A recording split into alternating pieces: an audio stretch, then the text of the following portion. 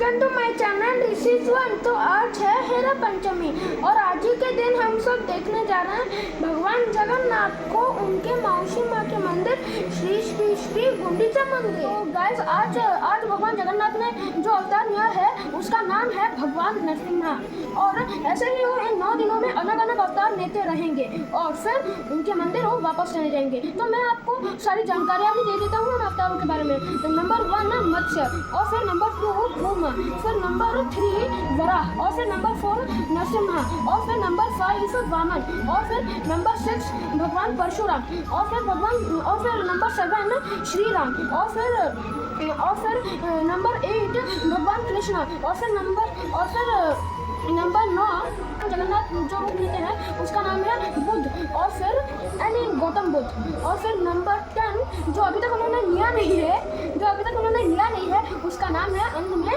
गंडकी। चलिए ऑटो में अभी बैठिए और हमारे साथ फटाक से चलिए 3 किलोमीटर दूर।